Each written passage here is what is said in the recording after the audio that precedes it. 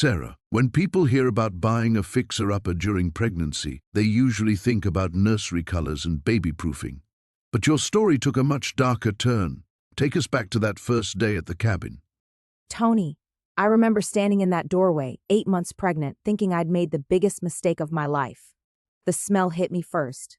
Musty, like secrets rotting in darkness. My husband had left us, and this cabin was supposed to be our fresh start, just me and my baby. I was expecting old newspapers, maybe some forgotten furniture. Instead, I found something that made me question everything about why I was really there. But Sarah, what you discovered in that hidden room, it wasn't random, was it? Before we jump back in, tell us where you're tuning in from, and if this story touches you, make sure you're subscribed because tomorrow I've saved something extra special for you. Sarah, let's start at the beginning. What drew you to that particular cabin? I imagine when you're expecting your first child at 34, the last thing most people would consider is buying a rundown property in the middle of nowhere. Soft laugh. You're absolutely right, Tony. My friends thought I'd lost my mind, but there was something about the listing photo that just spoke to me.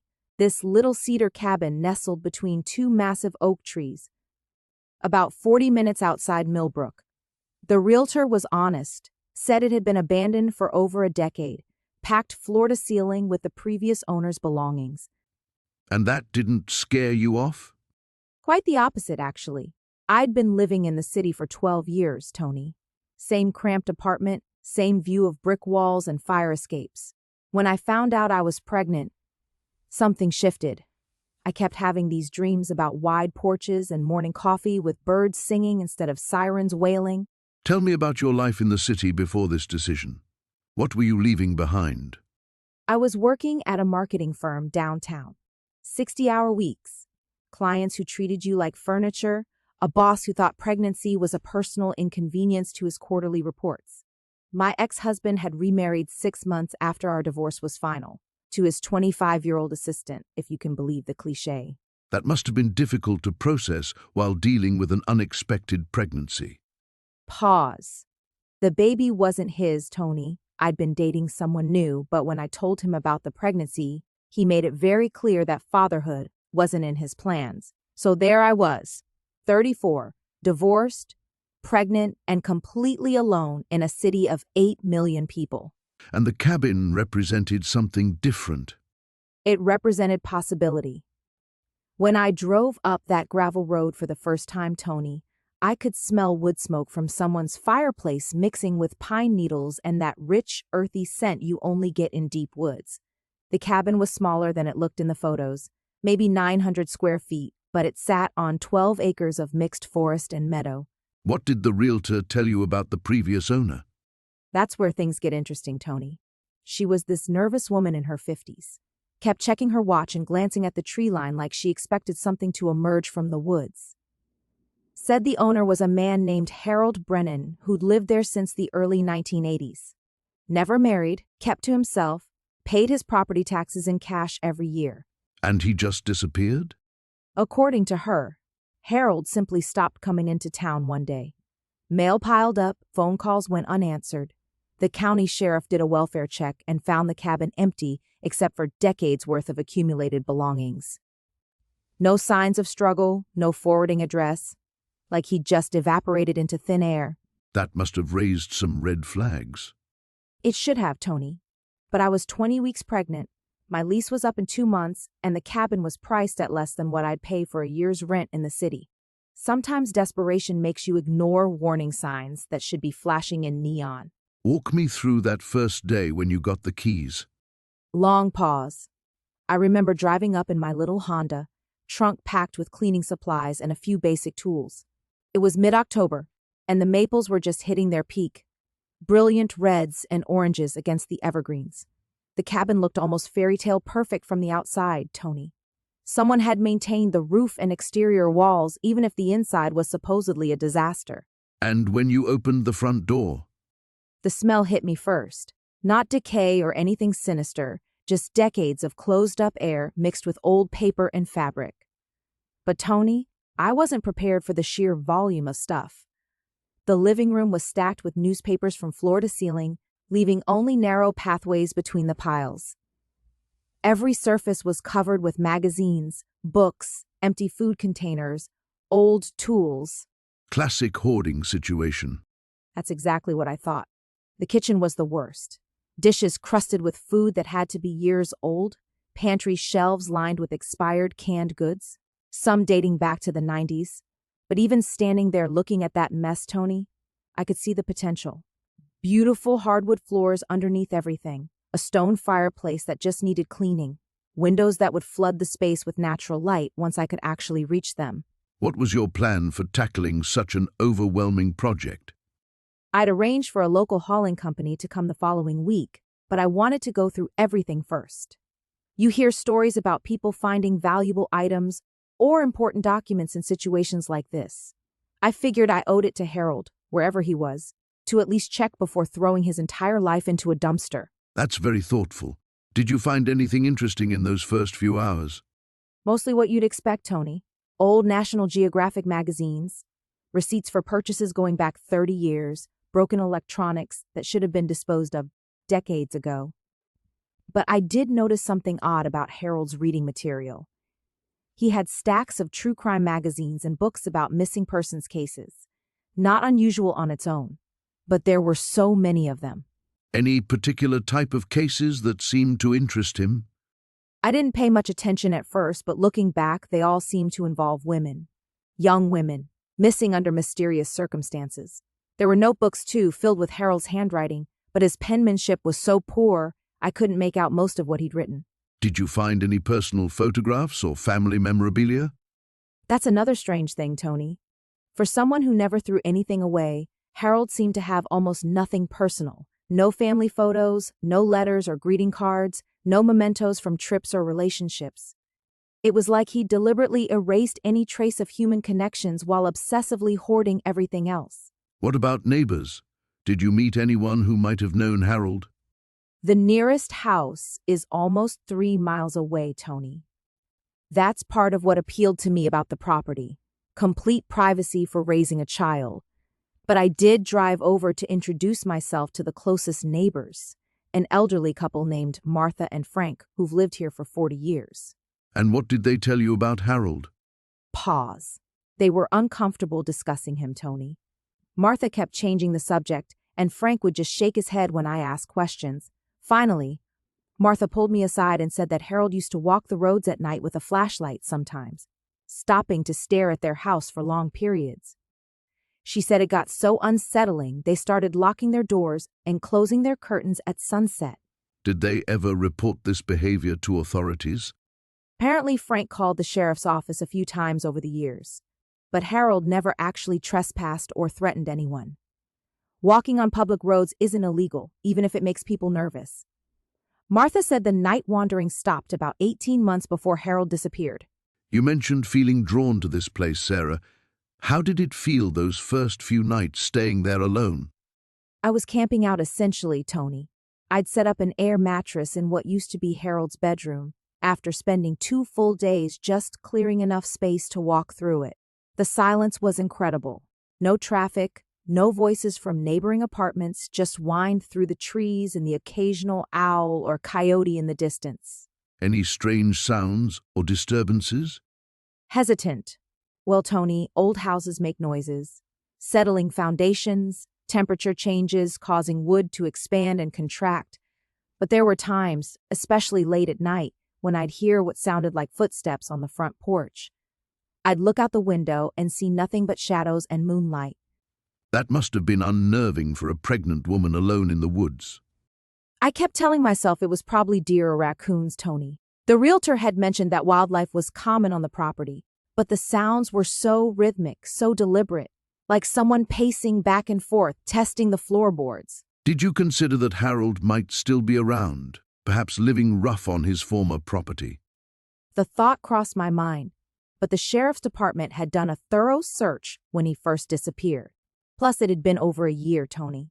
Surviving a winter in these woods without shelter would be nearly impossible for someone Harold's age. Tell me about the baby during this time.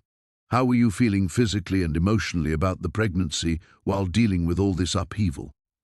Warm tone. That's the interesting thing, Tony. Despite the chaos and uncertainty, I felt more connected to this baby than I had since learning I was pregnant. Something about being in nature, away from the stress of city life, made the whole experience feel more real and meaningful. I'd sit on the front porch in the evenings, hand on my growing belly, planning the nursery and imagining teaching this little one about birds and trees and stars. It sounds like, despite Harold's mysterious disappearance and the overwhelming cleanup project, you were finding peace there. I was, Tony. For the first time in months, I felt like I was exactly where I needed to be. The baby seemed to agree, much more active and settled than during those stressful weeks in the city. I started to believe that maybe this crazy decision was actually the best thing I could have done for both of us. Before we continue with what you discovered next, Sarah, I have to ask, looking back now, do you think there were warning signs you might have missed or ignored during those early days? Long pause, absolutely, Tony. The neighbors' reluctance to talk, the obsessive focus on missing persons cases, even the fact that Harold had vanished without a trace. But I was so desperate for a fresh start, so tired of feeling trapped and alone, that I convinced myself these were just quirky, small-town mysteries that had nothing to do with me. And you had no way of knowing what you would find next. None whatsoever, Tony. I thought the worst discoveries were behind me, that I'd already seen the extent of Harold's eccentricities. I had no idea that everything I'd found so far was just the surface, and that the real secrets of that cabin were hidden much deeper. Sarah, let's talk about what drew you to that particular cabin in the first place. You were 7 months pregnant, looking for a fresh start. What made you choose something so remote, so isolated? Sighs softly. Well, Tony, after David left, I felt like I needed to disappear for a while. Not literally, of course, but I wanted somewhere quiet, where I could figure out how to be a mother on my own. The cabin listing said it was 20 minutes from town, surrounded by old-growth pine forests. The price was almost too good to be true. How much are we talking about here? $35,000 for 4 acres and a 2-bedroom cabin. The realtor, Janet Morrison, she kept emphasizing how it was an estate sale, said the previous owner had passed away and his nephew just wanted it gone quickly. No family ties to the land, no sentimental value. Did Janet tell you anything about this previous owner? Pause. She mentioned his name was Harold Wickham. Said he'd lived there for nearly 40 years, kept to himself mostly. She described him as a quiet man who preferred his privacy. The way she talked about him, I got the impression he was just a harmless recluse. Someone who chose solitude over society. What was your first impression when you actually saw the property? Oh, Tony, it was like stepping into a forgotten world. The driveway was barely visible, overgrown with blackberry bushes and wild ferns. Massive Douglas firs created this cathedral ceiling overhead, filtering the sunlight into these dancing green patterns. The air smelled of moss and cedar and something else I couldn't quite place, something earthy and old. And the cabin itself? It looked tired, if that makes sense. The cedar shingles had weathered to the silvery gray, and ivy had claimed most of the north wall. There were 2 broken windows on the front porch, and the steps sagged in the middle, but the bones of the place felt solid. I could see the potential underneath all that neglect. You mentioned in our pre-interview that you felt drawn to it immediately. Can you describe that feeling? Long pause. It's hard to explain, Tony. Standing there with my hand on my belly, feeling the baby move inside me, I felt this strange sense of recognition, like the place was waiting for me. I know that sounds foolish now, given everything that happened, but at the time it felt like coming home to somewhere I'd never been. The realtor mentioned it came fully furnished? Packed is more accurate. Harold apparently never threw anything away. The living room had newspapers stacked to the ceiling, some dating back to the 1980s. Kitchen cabinets stuffed with mismatched dishes and expired canned goods. The bedrooms were worse, filled with old clothes, cardboard boxes, and furniture covered in dust sheets that looked like ghosts in the dim light. That must have been overwhelming for someone in your condition. I was determined to make it work, Tony. The baby was due in 2 months, and I needed to prove to myself that I could create a safe, nurturing space. I spent the first week just clearing pathways through the main rooms. The smell of old paper and mothballs was so thick I had to work with all the windows open. Did you have any help with the cleanup?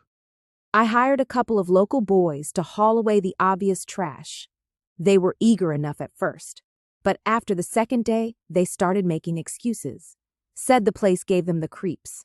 One of them, Michael I think his name was, he kept looking over his shoulder like someone was watching us from the trees. How did that make you feel? Nervous laugh. Honestly, I thought they were just being dramatic. Young people today, they're not used to real solitude. I actually enjoyed the quiet. No traffic, no neighbors arguing, no television noise bleeding through apartment walls. Just the wind in the trees and the sound of my own heartbeat. I'd wake up with the sunrise, make coffee on Harold's old percolator, and tackle one room at a time. I found the strangest things, Tony. A collection of women's shoes in various sizes, all different styles and eras. Dozens of unopened letters addressed to different names, but all sent to the same address. Photo albums filled with pictures of the forest, but never any people. That's unusual for someone who lived there 40 years. That's what I thought. And the more I cleaned, the more questions I had.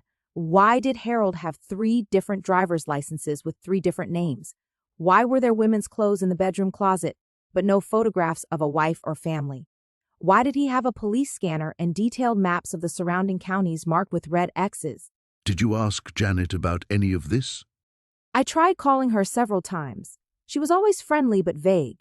Said Harold was eccentric, that rural living attracted unconventional people. When I pressed her about the women's belongings, she suggested he might have been helping out local families, taking donations for charity. It sounded reasonable at the time. But you kept digging through his things. Softly, I couldn't help myself, Tony. Pregnancy does strange things to your mind.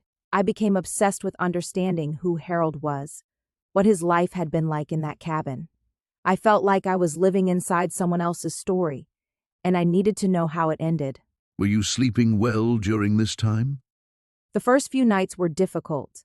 The cabin made so many sounds, creaking floorboards, settling beams, branches scraping against the roof.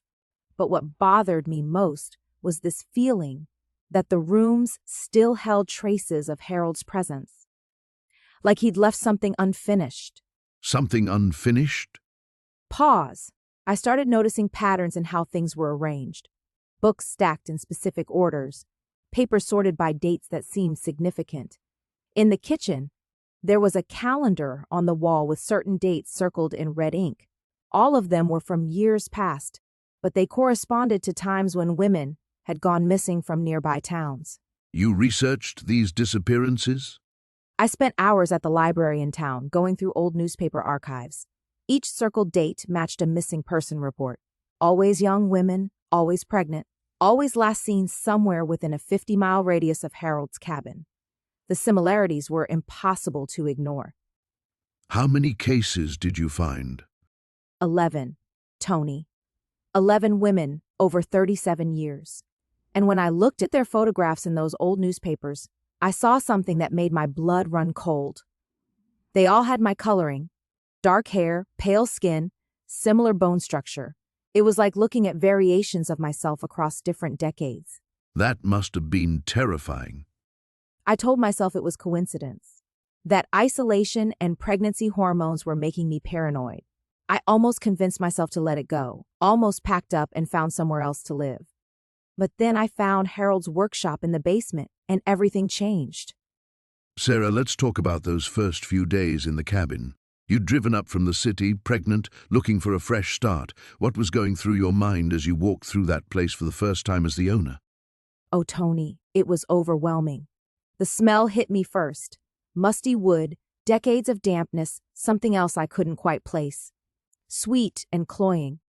I kept thinking about how my grandmother's attic smelled, but this was different. Heavier somehow. You were alone up there. Completely alone. That was part of the appeal, honestly. After everything that had happened with David, I needed space to think. The baby was due in 4 months, and I wanted to prove to myself I could handle things independently. Tell me about the cabin itself. What did you see when you walked through those rooms? Long pause. It was like walking through someone's abandoned life. The realtor had mentioned the previous owner left everything behind, but I wasn't prepared for the sheer volume. Newspapers stacked to the ceiling in the living room, some dating back to the 1980s. Kitchen counters buried under mason jars filled with, well, I thought they were preserves at first. Thought they were preserves? The liquid was too dark, too thick, and the smell when I got close. I never did open those jars, Tony. Something told me not to. What about the rest of the house? Bedrooms? Other spaces? Sarah, you mentioned the previous owner. What did you know about him at that point? Practically nothing. The realtor, Mrs. Henderson, lovely woman, been selling property in those mountains for 30 years. She was oddly vague about him. Said his name was Ellis, that he'd lived there since the late 70s, never married, kept to himself. Did she seem nervous talking about him? That's the thing, Tony, she did. I remember asking why he'd left everything behind, whether he died or moved away. She got this look, started shuffling papers on her desk, said the family just wanted a quick sale. But when I asked about family, she couldn't give me any details. What was your first impression of the neighborhood, the surrounding area? Laughs softly. Neighborhood might be generous. The nearest house was a quarter-mile down the mountain road. I met the woman there on my third day, older lady named Margaret. She brought me fresh eggs and this haunted expression. Haunted how? She kept looking at my belly, then up at my face, then back at my belly, finally asked when I was due. When I told her February, she went pale as milk, said something about how I should be careful, that pregnant women shouldn't be alone up there. Did she elaborate on that warning? I pressed her naturally. She mentioned other women over the years, young women who'd come through the area, some passing through, some staying temporarily. Said they had a tendency to disappear. How did you respond to that? Honestly, I thought she was just an anxious mountain woman, the kind who sees danger in every shadow. Living isolated like that, it can make people paranoid. I thanked her for the eggs and the concern, but I didn't take it seriously. Looking back, do you wish you had? Long pause every single day, Tony. Walk me through that first week of actually living there. What was your routine? I'd wake up early, usually to the sound of birds I couldn't identify. These deep, throaty calls that seemed almost human. I'd make coffee on the old percolator. The cabin didn't have a modern coffee maker, and sit on the front porch planning my day. What kind of planning? Room by room clearing, mostly. I'd tackle one space at a time, sorting through Ellis's belongings. Looking back, I should have just rented a dumpster and cleared everything at once. But I'm naturally curious. I kept thinking I might find something valuable, something that would tell me who this man was. That's what was so strange. For someone who lived there 40 years, Ellis left almost no personal traces. No family photos, no letters, no address book. Just the newspapers, those jars, and room after room of what I can only describe as projects. Projects? Maps covering entire walls, marked with red pins and dates. Detailed sketches of women's faces, all bearing a striking resemblance to each other. And to me, though I didn't fully register that similarity at first. The sketches resembled you? Dark hair, similar bone structure, all appearing to be in their 20s or early 30s. And Tony, every single sketch showed a woman who was obviously pregnant. How did that make you feel? Pause, unsettled. But I rationalized it. Maybe Ellis had been an artist. Maybe he'd lost a pregnant wife and was working through grief. I told myself there were innocent explanations. When did you start suspecting the explanations might not be innocent? The morning I found the loose floorboard in the kitchen. I was cleaning, moving a heavy table, when I heard this hollow sound under my feet. Part of me knew I should leave it alone, call someone, maybe even pack up and leave. But you didn't. No, Tony. I pried up that board, and what I found underneath changed everything I thought I knew about that place, about Ellis, and about why I'd been drawn to that particular cabin in the first place. Sarah, we've been talking about how you settled into the cabin, getting the main rooms cleared out, but something tells me that wasn't the end of the story. Long pause. No, Tony, not by a long shot. I thought I had seen everything that old place had to offer. I was so focused on making it livable before the baby came that I almost missed it entirely. Missed what exactly? There was this door. Well, not really a door at first. more like a section of the back wall in what used to be the kitchen that didn't quite match the rest of the paneling. I must have walked past it 100 times during those first few weeks. What made you finally notice it? I was measuring the kitchen for new cabinets, running my tape measure along the walls. When I got to that section, I could feel a slight gap where there shouldn't have been one. The wood was a different texture, like it had been added later. Did you investigate right away? Nervous laugh, you have to understand. I was 6 months pregnant and exhausted. Part of me just wanted to ignore it, but there was something about that wall that kept nagging at me, like it was calling attention to itself. So what did you do? I got my crowbar, the same one I'd been using to pry up old floorboards. I figured if there was some kind of storage space back there, maybe I could use it for the baby's things. And when you opened it? Pause. Tony, I've replayed that moment in my mind 1,000 times. The wood came away easier than I expected, like someone had opened it recently. Behind it was a small room, maybe 6 feet by 8 feet. No windows. Just walls covered floor to ceiling with papers. What kind of papers? Missing person posters. Dozens of them. All yellowed with age, some going back 20, 30 years. But that's not the part that made my blood run cold. Tell me what you saw, Sarah.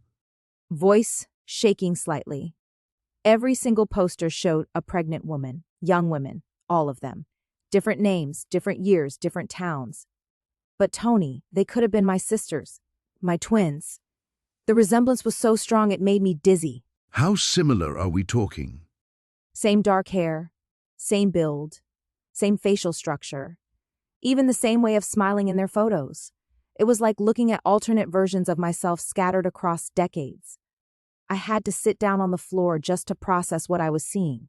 What was your first thought when you made that connection? Pause, terror. Pure, simple terror. I'm standing in a hidden room filled with pictures of women who look exactly like me, all of them pregnant, all of them missing. The rational part of my mind was trying to tell me it was just a coincidence, but my gut knew better. Did you recognize any of the names or locations? Some of the towns, yes, small places within a few hours' drive of the cabin. The dates were what really got to me, though. They were spread out over time, but there was a pattern. Every 2 or 3 years, another woman would disappear.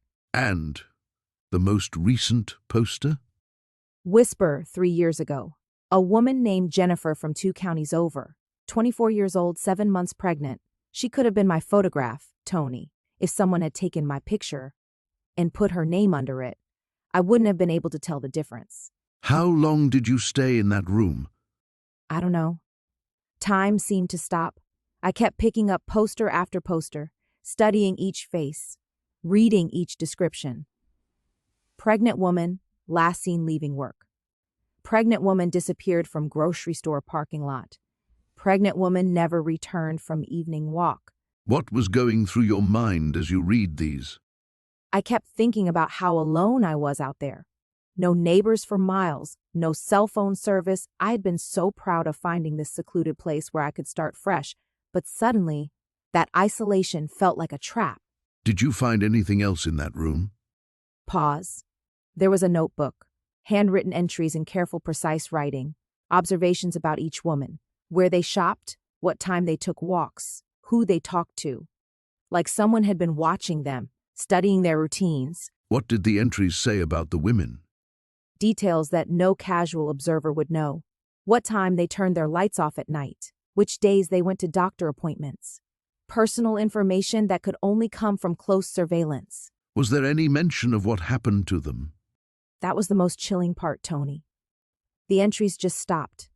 For each woman, weeks of detailed observations and then nothing. Just blank pages where their stories should have continued.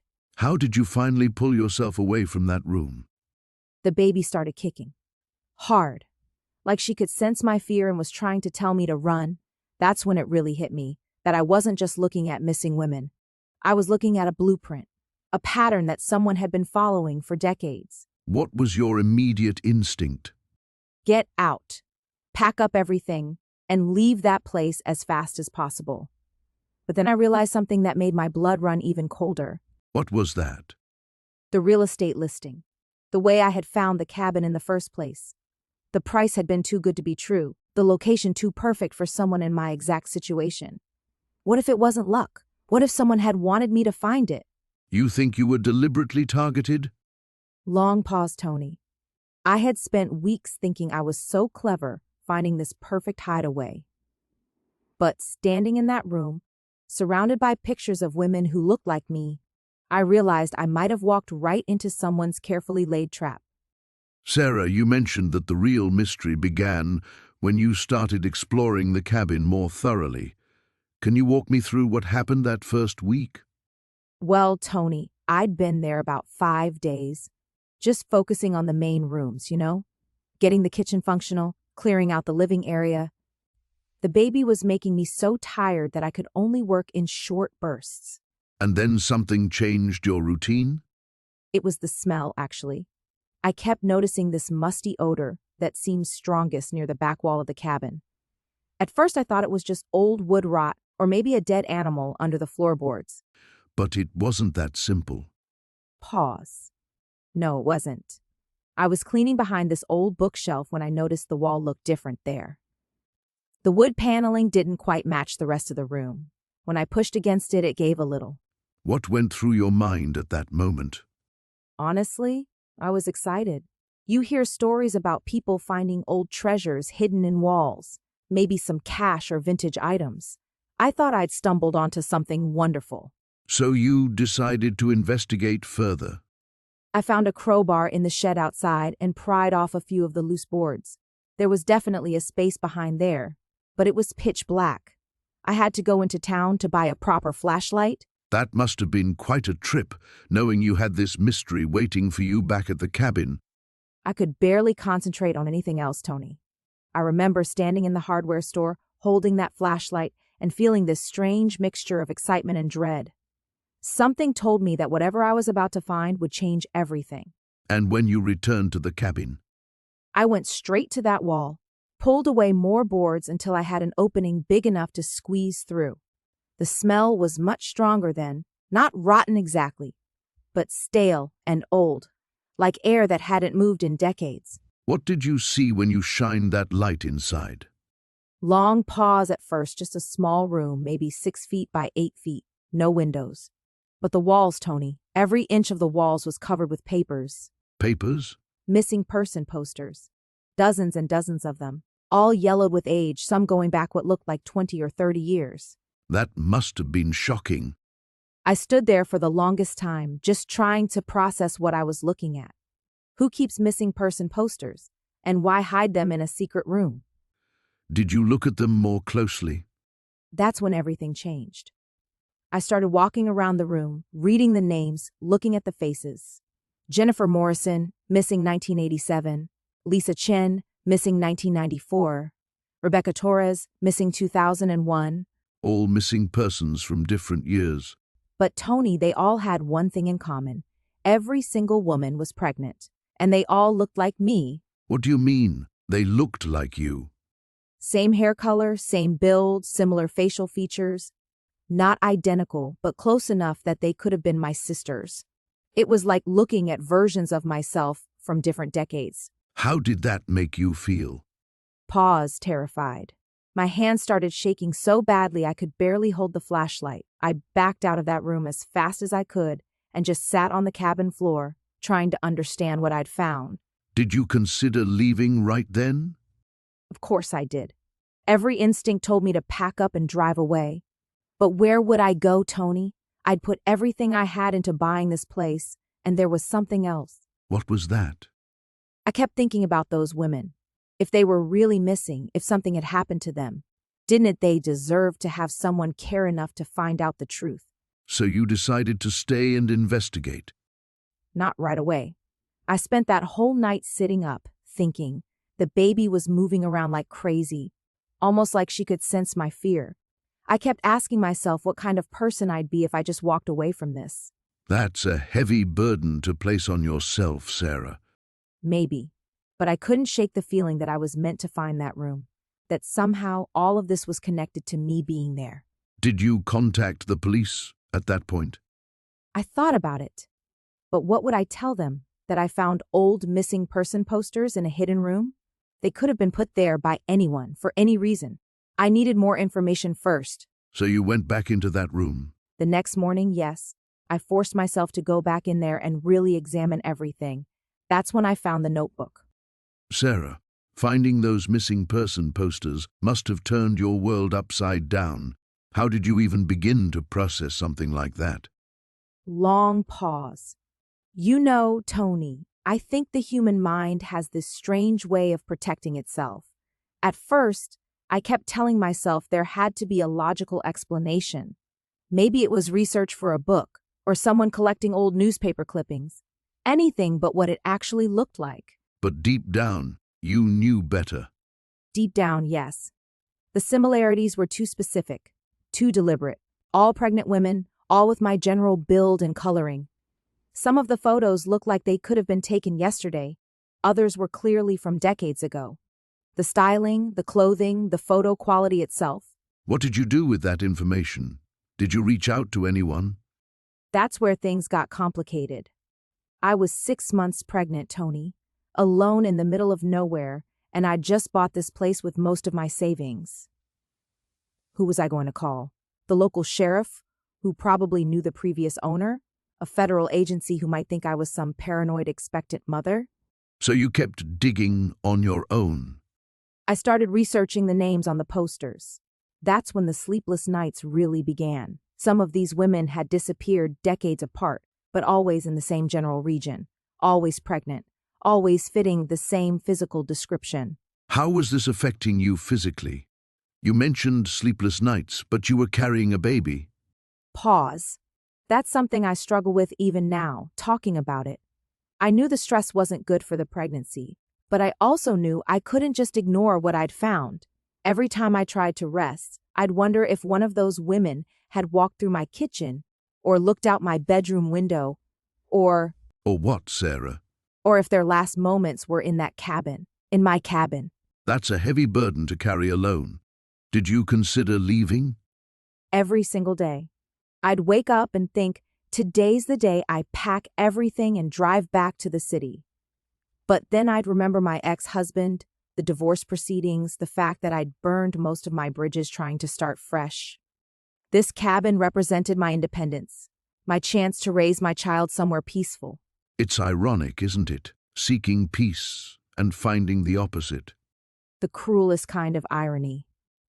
Here I was, trying to create a safe space for my baby, and I'd unknowingly walked into what might have been someone's hunting ground. When you say hunting ground, what makes you think the previous owner was directly involved? Little things started adding up. I found a journal wedged behind the water heater, filled with observations about the area, about women who'd passed through. The handwriting matched some notes I'd found with the real estate paperwork. And then there were the modifications to the cabin itself. What kind of modifications? Extra deadbolts installed from the outside on what should have been interior doors. Windows that had been painted shut, then repainted to look normal. A basement room that wasn't on any of the original floor plans. Things you wouldn't notice unless you were really looking. How did your pregnancy factor into your decision-making during this time? I imagine the hormonal changes, the physical exhaustion. It made everything more intense, Tony.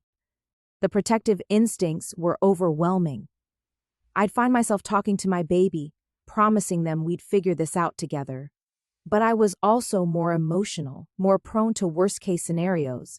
Was I being paranoid or appropriately cautious? Did you have anyone you could talk to about these concerns?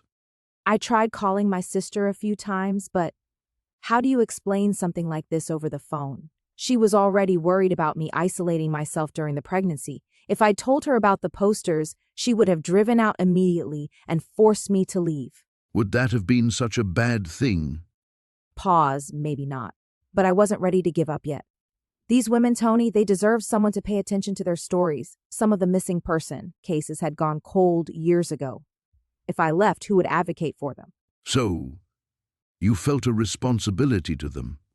As a woman, as someone who was about to become a mother myself, yes, I couldn't shake the feeling that I was meant to find that room.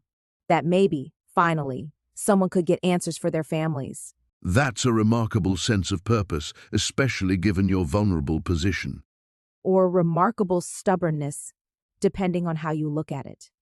My mother always said I had trouble knowing when to walk away from a problem. What was your next step? I decided I needed to learn more about the previous owner. His name was on the deed.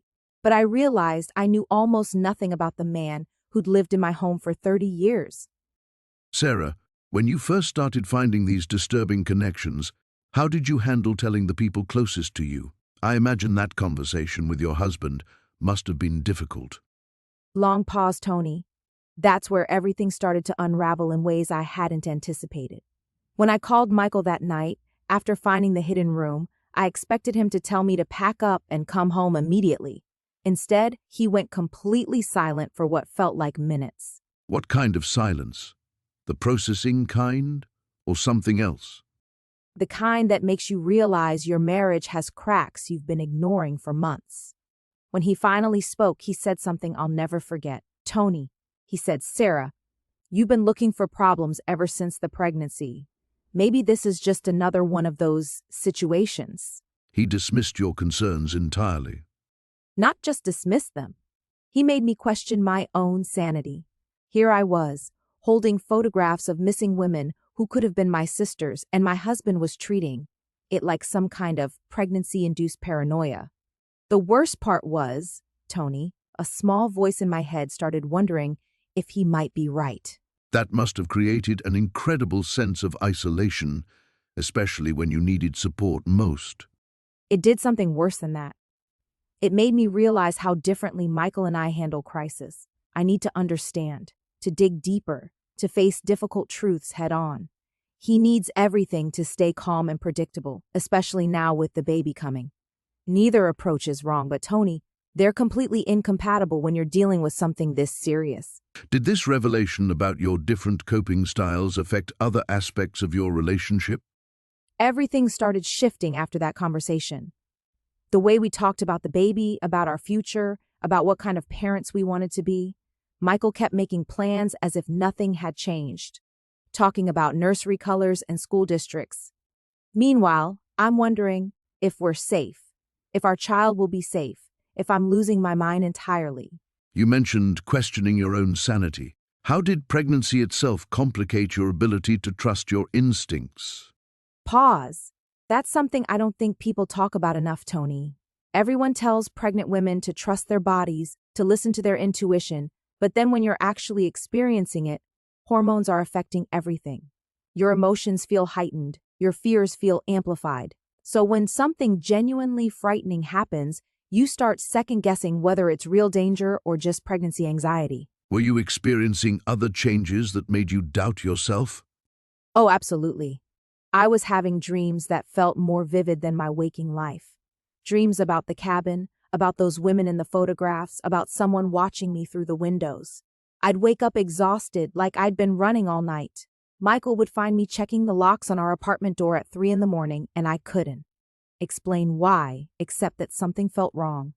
How did this tension with Michael affect your decision-making about the cabin investigation? It made me more secretive, which I hated.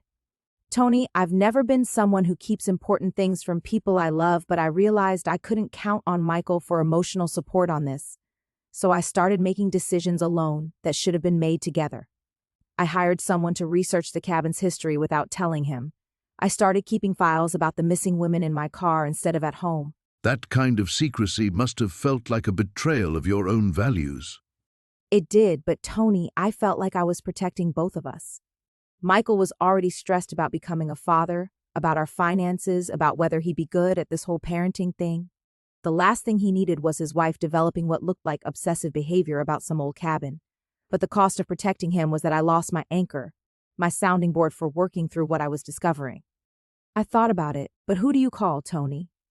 Who do you tell that you think you've stumbled into something dangerous, and your husband thinks you're having some kind of breakdown? My mother would have sided with Michael immediately. My friends would have meant well, but they'd have treated it like an interesting mystery rather than a real threat. I felt completely alone with information that felt too important and too frightening to carry by myself. Looking back now, Sarah, how do you think that isolation affected the choices you made next? Long pause. It made me reckless, Tony. When you don't have anyone to talk you out of bad ideas, when you're carrying all that fear and uncertainty alone, you start making decisions based on desperation rather than wisdom. And desperation, especially when you're trying to protect an unborn child, can lead you down some very dark paths. Sarah, when we left off, you'd just discovered that hidden room with all those missing person posters. I can only imagine how that must have affected you, especially being pregnant and alone in that cabin. Long pause. You know, Tony, I keep thinking about that moment when I first stepped into that room. The air felt different in there, stale, like it had been holding its breath for years. And seeing all those faces staring back at me, all those women who looked so much like me, all pregnant, it was like looking into a mirror that reflected not just my appearance, but my future. That's a chilling way to put it. What went through your mind in those first few minutes? Fear, obviously, but also this strange sense of recognition, like I'd been walking toward this moment my entire life without knowing it. I remember touching my belly and feeling the baby move and thinking about legacy, about what we passed down without meaning to. Can you elaborate on that? What do you mean by legacy in this context? Well, I'd bought this cabin thinking I was starting fresh, creating something new for my child. But standing in that room, I realized I might have walked right into someone else's pattern, someone else's obsession that had been playing out for decades. You mentioned the women all looked like you. Was it really that specific? Pause. Same dark hair, same build, same stage of pregnancy even. It wasn't coincidence, Tony. Someone had been selecting these women, and now I understood why the cabin had been so easy to purchase, why the price was so low. I wasn't buying a home. I was walking into a trap that had been set and reset for years. That must have fundamentally changed how you viewed your decision to move there. Did you regret it? Regret is complicated when you're looking at something like that. Part of me wanted to run immediately, pack whatever I could carry and just disappear. But another part of me, the part that had been running from things my whole life, felt like maybe this was where I was supposed to make a stand. What do you mean you'd been running your whole life? Size. I suppose I hadn't told you about that yet. The pregnancy, the move to the cabin. It wasn't just about wanting a fresh start. I'd been living a life that felt borrowed, working jobs that didn't matter, in relationships that never quite fit. When I found out I was pregnant, I realized I didn't want to raise a child in that kind of uncertainty. So the cabin represented something more than just a new home. It represented the possibility of roots, of finally planting myself somewhere and meaning it. But standing in that hidden room, I had to confront the fact that maybe I'd been drawn there for reasons I didn't understand. Maybe the choice wasn't as free as I thought. That's a profound realization. How do you process something like that when you're already dealing with pregnancy and isolation? Pause memory became very important to me in those days. I started thinking about my mother, about the stories she used to tell about trusting your instincts. She'd say that women carry a kind of knowledge in their bodies, especially when they're carrying new life. Did your mother know about your situation? She'd passed away 2 years before, but I found myself having conversations with her in my mind, asking her what she would do. And I kept coming back to something she used to say about how running away and moving towards something aren't the same thing, even when they look identical from the outside. That's wise advice. How did that influence your next steps? I realized I needed to understand the history of what I'd walked into, not just for my own safety, but because those women in the photographs deserved to have their stories known. I couldn't just be another face on that wall. So you decided to investigate rather than leave. It wasn't that simple. I was scared, Tony, really scared. But I was also angry. Angry that someone thought they could collect women like objects, that they could reduce us to a type, a pattern to be repeated. And anger, I learned, can be a form of clarity. Tell me about that anger. How did it manifest? Pause. I'd never really allowed myself to feel anger before, not fully. I'd always been the accommodating one, the one who adapted to whatever situation I found myself in. But pregnancy changes you in ways you don't expect. It makes you fierce about protecting what matters. And what mattered most to you in that moment? The future. Not just my child's future, but the future of any woman who might come after me. I couldn't live with the idea that I might escape and someone else would eventually find herself in that same room, looking at those same faces. That's a heavy responsibility to take on, especially alone. It was. But I kept thinking about legacy again, about what kind of world I was bringing my child into. Did I want to be someone who ran from difficult truths? Or someone who faced them? What kind of mother did I want to be? How did that question change your perspective on the whole situation? It made me realize that this wasn't just happening to me.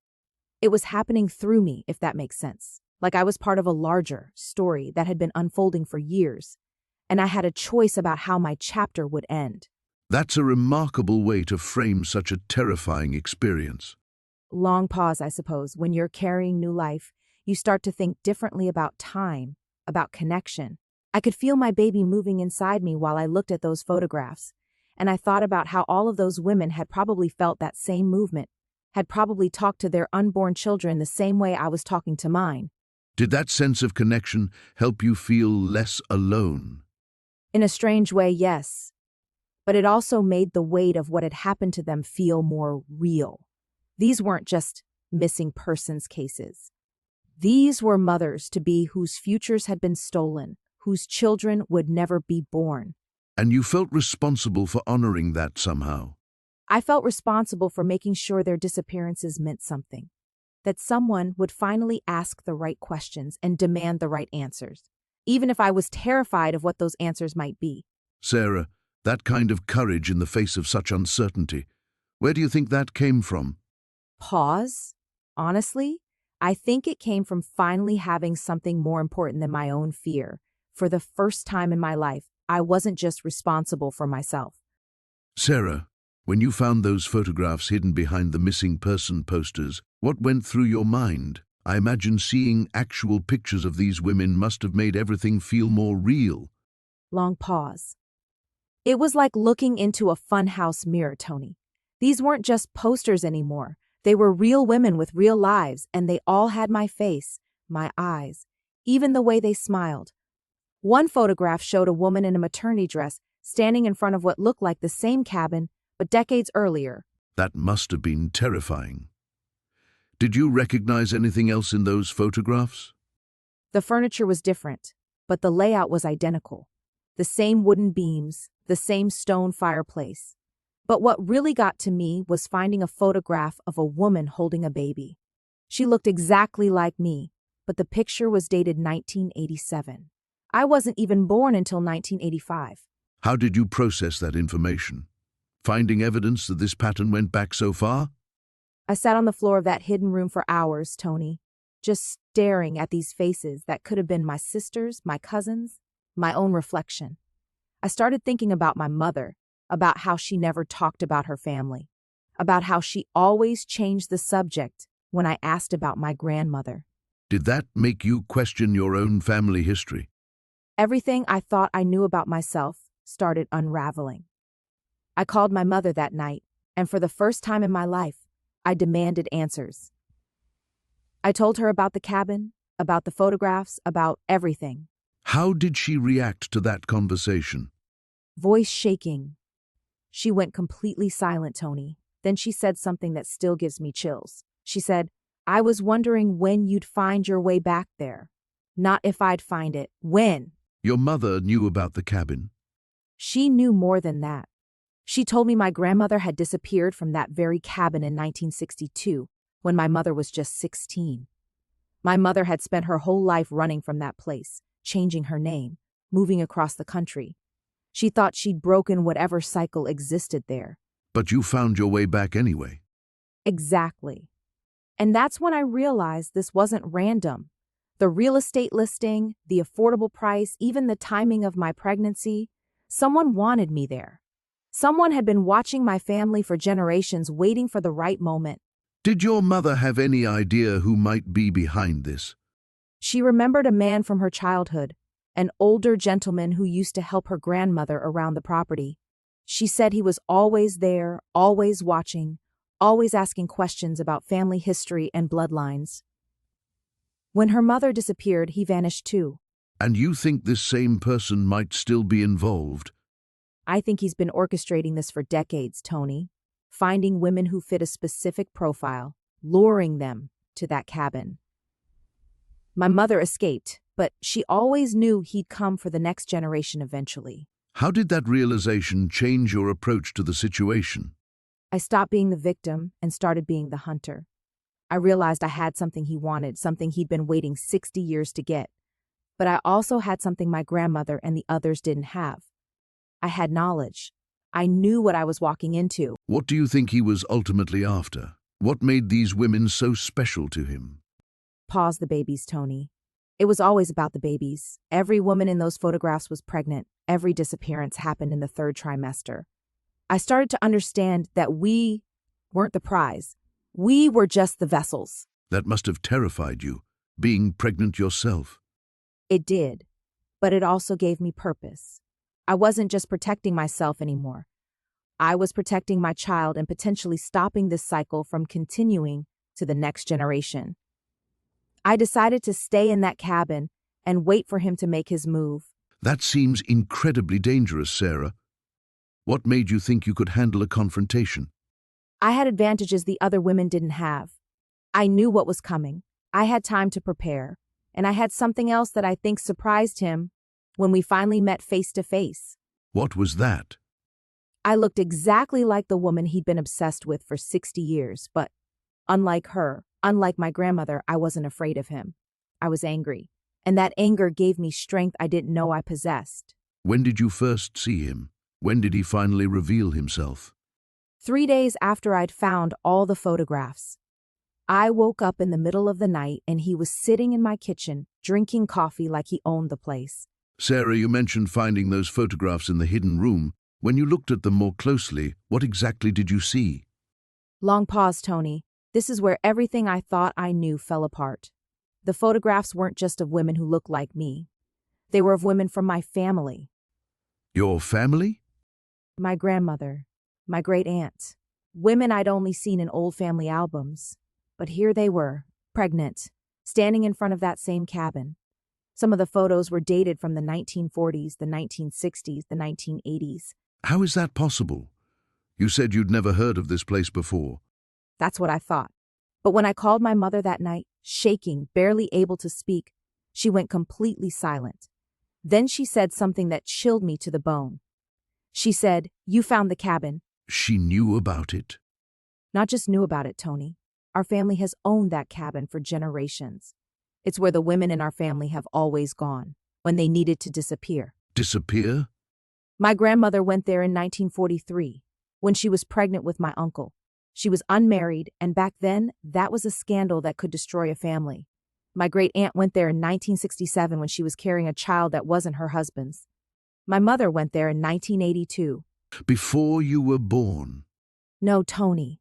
After. She went there when she was pregnant with what would have been my younger sister. She stayed there for 3 months, and when she came back, she wasn't pregnant anymore. Pause, Sarah. What are you telling me? The cabin isn't where women disappeared from their lives forever. It's where they went to make difficult decisions about their pregnancies. Away from judgment, away from family pressure, away from society telling them what they should do. And the man you thought was watching you? There was no man, Tony. The caretaker died in 1995. What I was feeling, what I was sensing, it was the weight of all those women who had walked those same floors, faced the same impossible choices I was facing. You were there because you were considering. I bought that cabin because something deep inside me knew I needed to be there. I was 23, unmarried, barely able to support myself. But I told myself I was just looking for a fresh start. The missing person posters? They weren't missing person posters. They were photographs the women had left behind, along with letters they'd written. Some to the children they decided they couldn't raise, some to their future selves, some to other women who might come after them. So there was never any danger? The only danger was the one I created in my mind because I couldn't face what I was really dealing with. Every shadow, every sound, every feeling of being watched. It was my own guilt and fear manifesting as something external. What did you do when you realized the truth? I read the letters, Tony, all of them. Some women had decided to leave and start new lives with their children. Others had chosen differently. but every single letter spoke about the peace they'd found in that place. The clarity. And for you? I spent 2 weeks in that cabin, really alone for the first time. No distractions, no well-meaning friends telling me what I should do, just me and the decision I needed to make. Was it the isolation that helped? It was the connection, actually. Knowing that I wasn't the first woman to face this choice, reading about their struggles, their doubts, their eventual peace with whatever decision they made. It wasn't about right or wrong. It was about what was right for each woman in her own circumstances. What decision did you make? I decided to have my daughter, but not because anyone expected me to, and not because I felt I had to. I decided because, in that quiet space, I realized I wanted to, and that distinction made all the difference. Your daughter knows this story? She does. When she turned 18, I took her to the cabin. It's hers now if she ever needs it, not just for pregnancy decisions, but for any time life feels overwhelming and she needs space to think clearly. So the cabin that you thought was full of dark secrets. It was actually full of love, Tony. Generations of women loving each other enough to provide a safe space for impossible decisions. Sometimes the most frightening places are frightening because they force us to confront truths we're not ready to face. Sarah, when you found those missing person posters in the hidden room, what was your first instinct about who had collected them? I was terrified it was some predator, Tony. Someone who had been hunting pregnant women for decades. The resemblance between all of us was so striking, I thought we were his type. But that wasn't the truth, was it? Long pause, no. When I finally worked up the courage to confront Margaret's son David, everything I believed turned upside down. Tell me about that conversation with David. He broke down completely when I showed him the posters. Said his mother had been searching for 40 years. Tony, those women weren't victims of some predator. What were they? Margaret's daughters. All of them. She had given birth to 7 children over the decades and lost custody of every single one. Lost custody? Mental illness, Tony. Severe postpartum depression that went untreated for years. Back then, they just took the babies away. No support, no understanding. The courts deemed her unfit. So the missing person posters. Were her desperate attempts to find them. David said she would scour newspapers, police reports, anything. When these women went missing, she convinced herself they might be her daughters. That's why you all looked so similar. We were all her children, Tony. Different fathers, different decades, but the same mother.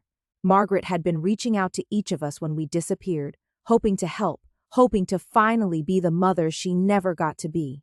How did David explain your resemblance to his mother? Softly, I look exactly like Margaret did at my age. David showed me photographs. It was like looking in a mirror. Sarah, are you saying what I think you're saying? Margaret was my biological mother, Tony. The woman who owned that cabin, who filled it with all those desperate searches, was the mother who gave me up when I was 3 days old. And she had been trying to find you. For 32 years. Every missing pregnant woman who resembled her, she followed their cases. She thought maybe, just maybe, one of them would be me. But she never knew you had bought her cabin. She died 2 weeks before I signed the papers. I was 3 months pregnant with her grandchild, living in her home, and she never knew I had finally come back to her. Sarah, you mentioned finding that note under your car. What was going through your mind as you sat there in the driveway, knowing he'd been that close? Long pause. I felt this strange calm, Tony, like everything had been building to this moment for weeks. The fear was still there, but underneath it was something else. Determination, maybe, or just exhaustion from running. You'd been carrying so much weight, literally and figuratively. How do you prepare yourself when you realize there's no more hiding? I remember touching my belly and thinking about all those women in the photographs. They'd been scared too. They'd probably felt trapped, just like I did. But I had something they might not have had. What was that? So you made a conscious decision to stay and face whatever was coming rather than run again? Where would I go, Tony? He'd found me once, he'd find me again. And I was 6 months pregnant, exhausted, running out of money. Sometimes standing your ground is the only option left. That takes incredible courage. Did you have a plan, or were you trusting instinct? Both, I suppose. I went through the cabin methodically, looking for anything I could use. I found an old baseball bat in the closet, moved all the important documents to one place, but mostly, I just sat with the reality of what was happening. What was that reality? That I wasn't just fighting for my own life anymore. That baby deserved a chance, deserved a mother who wouldn't just give up. All those women in the photographs, they'd had families too, people who loved them. You were carrying their stories as well as your own. Exactly. I kept thinking about Detective Morrison, about how tired he looked when he talked about the cold cases. Someone needed to break this cycle. So, when you heard footsteps on the porch that night, were you ready? Pause, as ready as anyone can be when they're about to meet the monster from their nightmares. But yes, Tony, I was ready. I wasn't going to be another photograph on his wall. Sarah, you're sitting there in that cabin, knowing what you know about Harold Brennan, about all those women. What's going through your mind in those final hours before everything comes to a head? Long pause. I remember touching my belly and thinking about choices, Tony, about how some people choose to run and others choose to stand their ground. And which were you? I was done running, done being afraid. I kept thinking about all those women in those photographs, how they probably felt that same terror I was feeling. But I had something they didn't have. Which was? I knew what was coming. They were surprised, caught off guard. I had time to prepare, to think it through. Walk me through that preparation. How does someone get ready for something like that? Soft laugh. You'd be surprised how clear your mind becomes when you're protecting your child. I made lists, Tony, actual lists. What I knew about Harold, where the exits were, how long it would take Sheriff Martinez to reach the cabin if I called. You were strategizing. I was surviving. There's a difference. Strategy suggests you have multiple good options. I had one option, really. Face him when he came, or spend the rest of my life looking over my shoulder. Did you consider leaving? Just packing up and going somewhere else? Every minute of every day. But where do you go when someone has been watching you for months? When they know your patterns, your habits? Harold had been planning this longer than I'd even lived in that cabin. So you decided to flip the script. Exactly. Instead of being his victim, I chose to be his opponent. There's tremendous power in that shift, Tony. The moment you stop seeing yourself as prey, everything changes. Were you scared? Terrified. But fear and courage aren't opposites, are they? They're dance partners. I was scared and determined, frightened and furious, all at the same time. What did that final night feel like? Before he came? Like the calm before a storm that's been building for decades. I sat in that rocking chair, feeling the baby kick, and I talked to her, told her about the kind of world I wanted her to grow up in, a world where women like us don't just disappear. And then you waited. And then I waited. Sarah, when you finally confronted him in that cabin, what was going through your mind? I kept thinking about all those women on the wall, their faces, how young they looked, how hopeful they must have been before. I realized I wasn't just fighting for myself anymore. You said he seemed almost relieved when you walked in. Can you describe that moment? He was sitting in that chair, surrounded by all his photographs and newspaper clippings. When he saw me, he just nodded like he'd been waiting. He said, "I knew you'd come back eventually." Back? What did he mean by that? That's when he told me about my mother, how she'd escaped from him 30 years ago when she was pregnant with me, how he'd spent decades looking for her, for us. Pause. So this wasn't random at all. No, Tony. He'd been watching me since I was a child, waiting for me to get pregnant, to become vulnerable like she was. The cabin wasn't some coincidence I found online. He made sure I'd find it. How did you process that revelation in the moment? I felt this strange calm wash over me. All my life I'd felt like something was missing, like there was this shadow following me. Suddenly, everything made sense. The nightmares, my mother's paranoia, why she never talked about my father. What did you say to him? I told him the cycle was ending with me, that whatever hold he thought he had over our family, I was breaking it. He laughed at first, said I was just like her, stubborn and foolish. But something changed his expression, didn't it? When I showed him the police radio I'd been carrying, when he heard the sirens in the distance. I saw fear in his eyes for the first time. Real fear. He realized I wasn't the helpless victim he'd planned for. You'd been in contact with Detective Morrison all along? The moment I found that hidden room, I called her. We'd been planning this confrontation for days. I couldn't run, Tony. Not like my mother had to. My baby deserved a world where this man couldn't hurt anyone else. That took incredible courage, Sarah. It took incredible anger. 30 years of stolen peace, of looking over our shoulders. I was done being afraid of shadows. Sarah, you're standing there face to face with him. What goes through your mind in that moment? Everything becomes crystal clear, Tony. All those women, all those years. I realize he's been hunting us, drawn to something he sees in pregnant women like me. How do you find the strength to confront him? I think about my daughter, about the choice between fear and protection. I tell him, this ends now. No more women, no more hunting. What's his reaction? Pause. He actually smiles, Tony. Says he's been waiting for someone like me. Someone who would fight back. It's like I completed some twisted game for him. That must have been terrifying. But also liberating. I wasn't his victim anymore. I was the one woman who refused to disappear, who chose to stay and end his cycle. And in that moment, you changed from hunted to hunter. Exactly.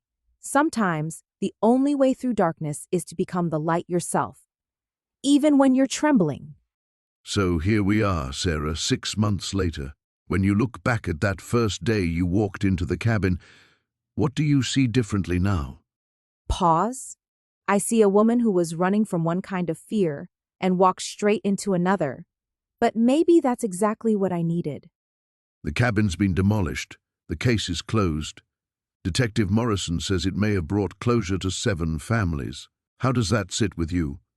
It's strange, Tony. I bought that place thinking I'd find peace for my daughter and myself.